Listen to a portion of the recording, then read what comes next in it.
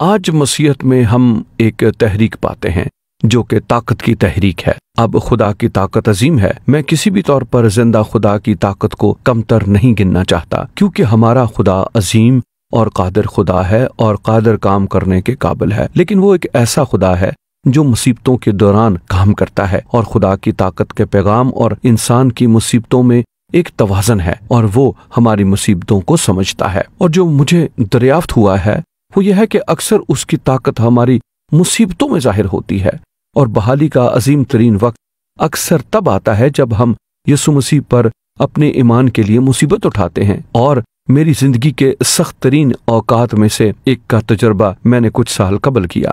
یہ 1988 میں تھا۔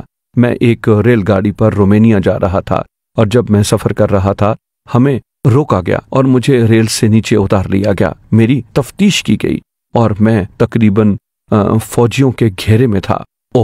اور میرا دل بالکل ٹوٹ گیا۔ مجھے بڑی خود ترسی کا سامنا تھا اور اپنے اوپر افسوس ہو رہا تھا۔ آپ جانتے ہیں، میں نے سوچا ہو سکتا ہے کہ میں قید خانے میں چلا جاؤں۔ میں جانتا ہوں کہ میں دوبارہ اپنے رومانیہ کے دوستوں کو نہیں دیکھوں گا، اور میرا دل بالکل ٹوٹ چکا تھا۔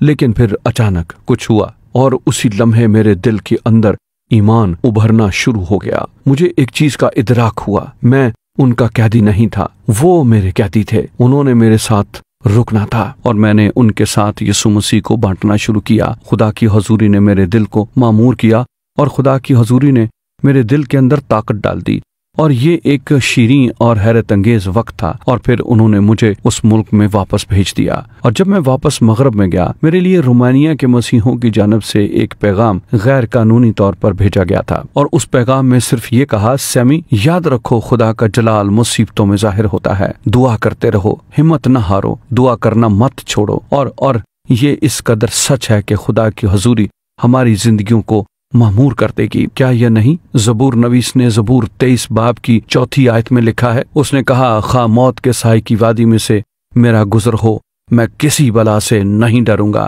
کیونکہ تو میرے ساتھ ہے، تیرے عصا اور تیری لاٹھی سے مجھے تسلی ہے۔ اور اگر آپ نے مصیبتوں کے درمیان خدا سے کبھی تسلی نہیں پائی، آپ خدا کی وسیع حضوری کو کبھی نہیں جانیں گے۔ اور اس کی حضوری ظاہر ہوتی ہے جب ہم مصیبت اٹھاتے ہیں۔ اگر آپ کسی چیز میں سے گزر رہے ہیں، اور وہ بھی اس وقت اگر آپ مشکل وقت میں سے گزر رہے ہیں، ایک مشکل وقت آپ پر ہے، اس کی طرف پھریں، اس کی طرف نگاہ کریں، اسے یعنی خدا کو موقع دیں کہ وہ آئے اور آپ پر خود کو ظاہر کرے۔ بحالی اکثر ہماری مصیبتوں کے درمیان آتی ہے۔ یسوع مسیح پر نگاہ کریں اور اس کے قریب جائیں، اور وہ آپ کے قریب ہو جائے گا۔ یہ خدا کے کلام کا وعدہ ہے۔ مصیبتوں کے درمیان وہ آپ کو نہیں چھوڑے گا۔ آپ کی مصیبتوں کے درمیان آپ اسے موقع دیں گے، اور وہ آپ کو اپنی واضح حضوری سے بھر دے گا۔